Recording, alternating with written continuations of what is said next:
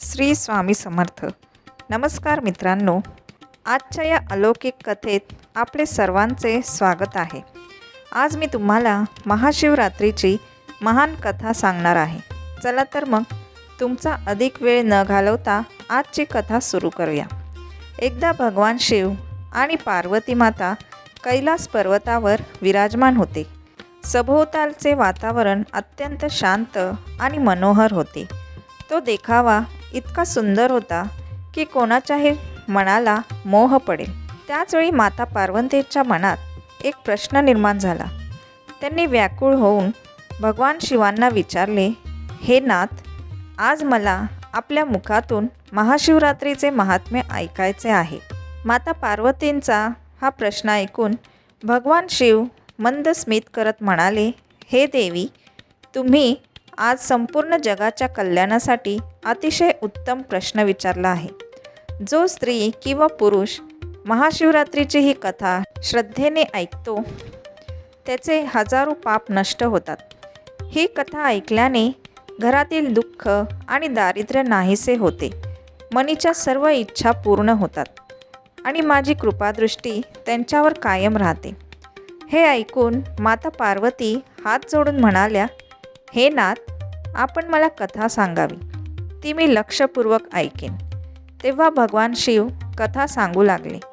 हे देवी, प्राचीन काळी दक्षिण देशात दंडकारण्य नावाचे एक विशाल वन होते. त्या वनात विश्वरूप नावाचा एक शिकारी राहत होता. तो अत्यंत क्रूर आणि दुष्ट स्वभावाचा होता. त्याच्या मनात दयेचा किंचितही भाव नव्हता. तो रोज सकाळी उठून जंगलात जाई आणि हरणांसह इतर प्राण्यांची शिकार करी. निरपराध आणि असहाय्य प्राण्यांना मारताना त्याला थोडाही पश्चाताप वाटत नसे. तो इतका निर्दयी होता की जंगलातून येणाऱ्या जाणाऱ्या प्रवाशांनाही लुटत असे. कोणी धन देण्यास नकार दिल्यास तो त्यांची हत्या करत असे. त्याने आयुष्यात कधीच कोणतेही पुण्यकर्म केले नव्हते. अशा प्रकारे पापकर्म करत करत बराच काळ गेला. एक दिवस महाशिवरात्रीचा पवित्र दिवस आला. पण तो शिकारी होता नास्तिक. त्याच्या मनात देवाविषयी श्रद्धा नव्हती. त्यामुळे त्याला महाशिवरात्रीबद्दल काहीच माहिती नव्हती. त्या दिवशी सकाळी तो उठला तेव्हा त्याची पत्नी आणि आईवडील उपाशीपोटी त्याच्याकडे आले आणि म्हणाले, आम्हाला खूप भूक लागली आहे. कृपया जंगलातून काहीतरी खाण्यासाठी आणा. त्यांच्या विनंतीवरून शिकारी उठला. झोपडीत जाऊन धनुष्यबाण घेतला. पिण्यासाठी पाण्याचे भांडे भरून जंगलात शिकार करण्यासाठी निघाला. त्या दिवशी त्याने दिवसभर जंगलात शिकार शोधली, पण त्याला एकही हरिण किंवा प्राणी दिसला नाही. तो धनुष्य हातात घेऊन दिवसभर भटकत राहिला. आता संध्याकाळ झाली. सूर्य मावळतीला गेले. तो चिंताग्रस्त झाला आणि मनात म्हणू लागला, आज काही शिकार मिळाली नाही. घरी मुले, आईवडील भुकेने व्याकुळ होऊन माझी वाट पाहत असतील. जर मी काहीही न घेता गेलो तर ते उपासमारीने प्राण सोडतील. असा विचार करून तो जंगलाच्या आत गेला. तेव्हा त्याला एक सरोवर दिसले. सरोवर पाहून त्याच्या मनात आशा निर्माण झाली. तो म्हणाला, कोणताही प्राणी पाणी पिण्यासाठी इथे येईल तेव्हा मी त्याला बाण मारून शिकार करेन. असे ठरवून तो जवळच असलेल्या एका मोठ्या बेलाच्या झाडावर चढून बसला आणि शिकार येण्याची वाट पाहू लागला. संध्याकाळ झाली होती. सूर्य मावळला, पण एकही प्राणी पाणी प्यायला आला नाही. तो शिकारी भुकेने आणि तहानेने व्याकुळ होऊन त्या झाडावरच बसून राहिला. थोड्या वेळाने रात्रीचा पहिला प्रहर सुरू झाला. तेवढ्यात त्या सरोवराजवळ एक हरिणी उड्या मारत पाणी पिण्यासाठी आली. त्या हरिणीला पाहताच शिकाऱ्याला खूप आनंद झाला. त्याने लगेच तिच्यावर निशाणा साधला. त्याच क्षणी त्याच्या पात्रातील पाणी आणि काही बेलपत्र खाली पडले.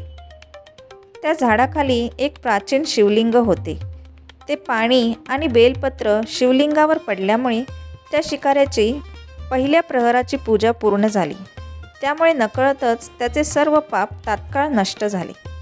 दरम्यान झाडावरून पाणी पडल्याचा आवाज ऐकून हरिणी सावध झाली. तिने वर पाहिले तर झाडावर एक शिकारी तिच्यावर निशाणा साधून बसलेला होता. शिकाऱ्याला पाहून हरिणी घाबरली आणि भीतीने म्हणाली, हे व्याधा, थांब. कृपया माझी शिकार करू नकोस, अन्यथा तुला पाप लागेल. हरिणीचे हे बोलणे ऐकून शिकारी मोठ्याने हसू लागला. तो म्हणाला, हे हरिणी, आज माझे कुटुंब उपाशी आहे, म्हणून मी तुला मारून त्यांची भूक भागवणार आहे.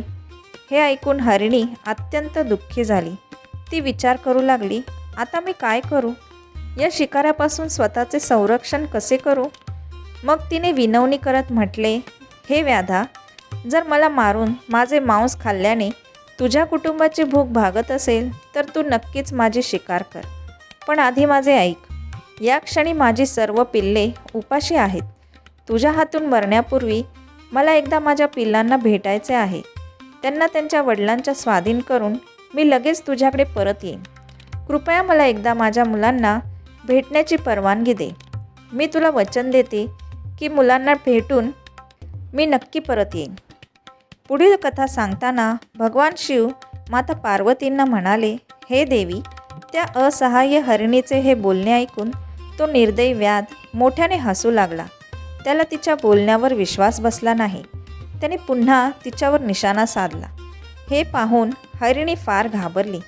ती करुण स्वरात म्हणाली, हे व्याधेश्वर, जसा एखाद्या ब्राह्मणाला वेद ग्रंथ विकल्याने पाप लागते, जसा पतीचा अपमान करणाऱ्या किंवा व्यभिचार करणाऱ्या स्त्रीला कठोर पाप लागते, त्याहूनही भयंकर पाप मला लागो जर मी परत आले नाही तर.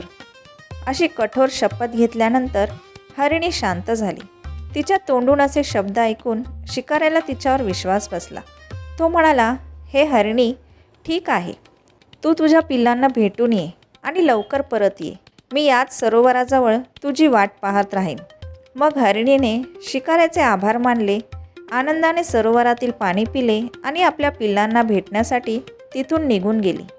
दरम्यान शिकारी जागाच राहिल्यामुळे रात्रीचा पहिला प्रहर संपला आणि दुसरा प्रहर सुरू झाला. तेवढ्यात त्या सरोवराजवळ पहिल्या हरिणीची बहीण आली. ती आपल्या बहिणीचा शोध घेत होती. तिला पाहताच शिकाऱ्याने लगेच धनुष्यबाणाने तिच्यावर निशाणा साधला. त्याचवेळी त्याच्याजवळ ठेवलेल्या पात्रातील पाणी आणि बेलपत्र शिवलिंगावर जाऊन पडले. अशा प्रकारे त्या शिकाऱ्याकडून दुसऱ्या प्रहराची पूजा देखील पूर्ण झाली. झाडावरून पाणी पडल्याचा आवाज येताच त्या हरिणीच्या बहिणीने वर पाहिले. झाडावर एक शिकारी हातात धनुष्यबाण घेऊन बसलेला दिसला. शिकाऱ्याला पाहताच ती घाबरली आणि म्हणाली, हे व्याधा, माझे ऐक. मी स्वतःला भाग्यवान समजते, कारण माझ्या शरीरामुळे कोणाची तरी भूक भागणार आहे आणि माझे जीवन सफल होईल. पण कृपया मला आत्ता मारू नकोस. घरी माझी लहान लहान पिल्ले माझी वाट पाहत आहेत. मला एकदा त्यांना भेटू दे. मी त्यांना त्यांच्या वडिलांकडे सोपवून लगेच तुझ्याकडे परत येईन. हे ऐकून शिकारी म्हणाला, मला तुझ्या बोलण्यावर विश्वास नाही. मी तुझी शिकार नक्कीच करणार. आधीच एक शिकार मी गमावली आहे. हे ऐकून ती हरिणी भगवान विष्णूंची शपथ घेऊन म्हणाली, हे व्याधा, मी जे सांगते ते नीट ऐक. जर मी परत आले नाही तर मी आजपर्यंत केलेले सर्व पुण्य या क्षणी नष्ट हो. कारण जो माणूस वचन देऊन तो मोडतो त्याचे सर्व पुण्य नष्ट होते. जो पुरुष आपल्या पत्नीला सोडून दुसऱ्या स्त्रीकडे जातो, जो भगवान विष्णूचा भक्त असूनही शिवजींची निंदा करतो, जो आपल्या आईवडिलांचे श्राद्ध करत नाही, अशा लोकांना जे पाप लागते तेच पाप मला लागू दे जर मी परत आले नाही तर. त्या हरिणीच्या बहिणीचे हे शब्द ऐकून शिकाऱ्याचे हृदय द्रवले. त्याने दया दाखवत म्हटले, हे हरिणी, ठीक आहे, तू जा आणि लवकर परत ये. मग त्या हरिणीच्या बहिणीनेही पाणी पिले आणि आपल्या पिल्लांना भेटण्यासाठी तिथून निघून गेली. इकडे शिकारी त्यांच्या परत येण्याची वाट पाहू लागला. हळूहळू रात्रीचा दुसरा प्रहरही संपला आणि तिसरा प्रहर सुरू झाला. पण त्या दोन्ही हरिणी परत आल्या नाहीत. तेवढ्यात त्याची नजर एका हरणावर पडली. तो हरिण अत्यंत तगडा आणि धष्टपुष्ट होता. त्याला पाहताच शिकारी खूप आनंदी झाला. त्याने लगेच धनुष्यावर बाण चढवला आणि निशाणा साधला. असे करताना पुन्हा थोडे पाणी, बेलपत्र शिवलिंगावर जाऊन पडले. अशा प्रकारे त्याच्याकडून तिसऱ्या प्रहराचीही भगवान शिवांची पूजा पूर्ण झाली. झाडावरून पानांचा आवाज आला तेव्हा त्या हरिणाने वर पाहिले. झाडावर एक शिकारी धनुष्यबाण घेऊन बसलेला दिसला. शिकाऱ्याला पाहताच तो हरीण घाबरला आणि म्हणाला, हे व्याधा, तुम्ही काय करत आहात? थांबा. हरणाचे बोलणे ऐकून शिकारी थांबला आणि म्हणाला, हे मृगा, मी माझ्या कुटुंबासाठी अन्न शोधत आहे, म्हणून आता मी तुझी शिकार करणार आहे. तेव्हा हरण विनवणी करत म्हणाला, हे व्याधा, जर तुम्ही इथे आलेल्या माझ्या पत्नीला आणि तिच्या बहिणीला मारले असेल तर विलंब न करता माझेही प्राण घ्या. त्यांच्याशिवाय मी जिवंत राहू शकत नाही. जसे तुमच्यासाठी तुमचे कुटुंब महत्त्वाचे आहे, तसेच माझ्यासाठी माझे कुटुंब अत्यंत प्रिय आहे. जर तुम्ही त्यांना जीवनदान दिले असेल तर मी तुमचा आभारी आहे. मला थोडा वेळ त्यांच्याकडे जाऊ द्या. मी माझ्या पत्नीला भेटून लगेच परत येईन. हरिणाचे हे शब्द ऐकून शिकाऱ्याला खूप आश्चर्य वाटले. त्याच्या मनात रात्रीपासून घडलेल्या सर्व घटना फिरू लागल्या. तो म्हणाला, हे मृगा, तुझ्यापूर्वी त्या दोघी इथे आल्या होत्या. त्यांनीही असेच वचन दिले आणि गेल्या, पण अजून परत आल्या नाहीत. आता तूही आपल्या प्राणांची भीती वाटल्याने खोटे बोलून जाशील आणि परत येणार नाहीस. मग मी कोणाची शिकार करू? माझे कुटुंब उपाशीच मरेल. शिकाऱ्याचा राग पाहून हरीण म्हणाला, हे व्याधा, मी जे काही सांगतो ते लक्षपूर्वक ऐका. मी कधीही खोटे बोलत नाही. हे संपूर्ण जग विश्वास आणि सत्यावर चालते. ज्याचे वचन खोटे असते त्याचे पुण्य त्याच क्षणी नष्ट होते. म्हणून माझी प्रार्थना ऐका. शिवरात्रीच्या दिवशी भोजन केल्याने आणि सहवास केल्याने जे पाप लागते, खोटे बोलल्याने जे पाप लागते, तसेच एखाद्या गरीब आणि असहाय्य व्यक्तीचे धन जबरदस्तीने हिसकावल्याने जे पाप लागते, तेच पाप मला लागू दे, जर मी परत आलो नाही तर. त्या हरिणाचे असे शब्द ऐकून शिकारी म्हणाला, हे मृगा, ठीक आहे, तू जा, तुझ्या पत्नीला भेट आणि लवकर परत ये. मग तो हरिणही आपल्या घराच्या दिशेने निघून गेला. आता तो हरिण, त्याची पत्नी आणि तिची बहीण तिघेही वचनबद्ध झाले होते. ते तिघे घरी जाऊन आपापसात बोलू लागले.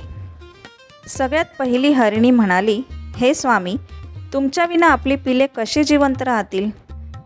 सर्वप्रथम मी त्या शिकाऱ्याला वचन दिले आहे, म्हणून फक्त मलाच त्याच्याकडे जायला हवे. तुम्ही आणि माझी बहीण इथेच थांबा. हे ऐकून हरिणीची बहीण म्हणाली, हे बहिणी, मी तुझी सेविका आहे, त्यामुळे आज मलाच त्या शिकाऱ्याकडे जायला हवे. तू इथेच थांब. दोघींचे बोलणे ऐकून हरिण म्हणाला, हे प्रिये, तुम्ही दोघी इथेच थांबा आणि मुलांचे पालनपोषण करा. आईसारखी मुलांची रक्षा कोणीच करू शकत नाही. त्यांना आईच्या दुधाचीही गरज असते, म्हणून फक्त मलाच त्या व्याधाकडे जायला हवे. पण पतीचे हे बोलणे हरिणीने मान्य केले नाही. ती करुण स्वरात म्हणाली, हे स्वामी, पतिविना स्त्रीचे जीवन नष्ट होते. तिला आयुष्यात खूप दुःख सहन करावे लागते, म्हणून आम्ही तुमच्याविना राहू शकत नाही. आम्हीही तुमच्यासोबत येतो. असे म्हणत हरिणी आणि तिची बहीण त्या हरणासोबत शिकाऱ्याकडे जाऊ लागल्या. त्यांना जाताना पाहून त्यांची पिल्लेही त्यांच्या मागोमाग जाऊ लागली. दरम्यान तो शिकारी त्याच झाडावर बसून त्यांच्या परत येण्याची वाट पाहत होता. थोड्याच वेळात हरिण, त्याची पत्नी आणि तिची बहीण त्या ठिकाणी पोहोचले. त्यांना समोर पाहून शिकारी फार आनंदित झाला. त्याने सर्वांना मारण्यासाठी धनुष्यावर बाण चढवला. असे करताना पुन्हा थोडे पाणी आणि बेलपत्र खाली शिवलिंगावर जाऊन पडले. अशा प्रकारे त्या शिकाऱ्याकडून चौथ्या प्रहराची पूजा देखील पूर्ण झाली. चौथ्या प्रहराची पूजा पूर्ण होताच त्या शिकाऱ्याची सर्व पापे नष्ट झाली. नकळतच त्याच्याकडून महाशिवरात्रीचे व्रत पूर्ण झाले आणि त्या शिकाऱ्याच्या आतील नकारात्मक ऊर्जा निघून गेली. त्याला दिव्य ज्ञान प्राप्त झाले. त्याचे हृदय पापमुक्त झाले. त्याच्यामध्ये ईश्वरी शक्तीचा वास झाला. तो मनात विचार करू लागला, हे सर्व मृग जरी अज्ञान प्राणी असले तरी धन्य आहेत. हे सर्व आपल्या शरीरानेच परोपकार करत आहेत. हे सर्व सत्याचे पालन करणारे आहेत. पण मी मात्र महापापी आहे. मी रोज जीवांची हत्या करतो. माझ्या कुटुंबाच्या पालन पोषणासाठी मी अनेक प्राणी आणि माणसांना दुःख दिले आहे. आयुष्यात कधीही पुण्यकर्म केले नाही. मृत्यूनंतर माझी काय अवस्था होईल? जन्मापासून आजपर्यंत मी फक्त पाप आणि हिंसाच केली आहे. असे विचार करून त्या शिकाऱ्याने आपले धनुष्य जमिनीवर फेकून दिले आणि त्या मृगांना म्हणाला, हे मृगांनो, तुमच्या सत्य वचनेमुळे मी अत्यंत प्रसन्न झालो आहे. आता मी तुमची शिकार करणार नाही. तुम्ही सर्वजण आपल्या घरी परत जा. शिकाऱ्याच्या तोंडून असे शब्द ऐकून सर्व मृग अत्यंत आनंदित झाले आणि त्यांनी त्याचे आभार मानले. मित्रांनो, त्याच क्षणी भगवान शिव त्या ठिकाणी प्रकट झाले. त्यांना आपल्यासमोर पाहून शिकारी आश्चर्यचकित झाला. त्याला आपल्या डोळ्यांवर विश्वास बसत नव्हता. भगवान शिव म्हणाले, हे व्याधा, मी तुझ्या व्रताने अत्यंत प्रसन्न आहे. तू माझ्याकडून कोणताही वर मागू शकतोस. हे ऐकून तो व्याध भगवान शिवांच्या चरणी पडला आणि म्हणाला, हे प्रभू, आज तुमचे दर्शन घेऊन मी धन्य झालो. आता मला काहीही मिळवण्याची इच्छा नाही. तुमच्या दर्शनानेच माझे जीवन सफल झाले. तेव्हा भगवान शिव म्हणाले, हे व्याधा, आता तू मल्ल राज्यात जाऊन राहा. तिथे दिव्य सुखांचा उपभोग घे आणि आपल्या कुलाची वृद्धी कर. भगवान शिवांचे हे वचन ऐकून व्याधाने त्यांना प्रणाम केला आणि तिथून निघून गेला. त्याचवेळी ते सर्व मृग भगवान शिवांचे दर्शन घेऊन मृगयोनीतून मुक्त झाले आणि भगवान श्रीहरींच्या चरणी गेले. त्यानंतर त्या ठिकाणी एक दिव्य प्रकाश प्रकट झाला आणि भगवान शिव अंतर्धान पावले. मित्रांनो, पुढे भगवान शिव माता पार्वतींना म्हणाले, हे देवी, जो कोणी मनुष्य जाणून किंवा नकळत महाशिवरात्रीचे व्रत करतो त्याचा मी सदैव उद्धार करतो आणि त्याला सर्व पापांपासून मुक्ती मिळते. अशा प्रकारे आजची ही कथा इथेच संपते. आशा आहे की तुम्हाला ही कथा आवडली असेल. एकदा श्रद्धेने ओम नमः शिवाय कमेंटमध्ये लिहा. व्हिडिओ पाहिल्याबद्दल आपले मनःपूर्वक धन्यवाद.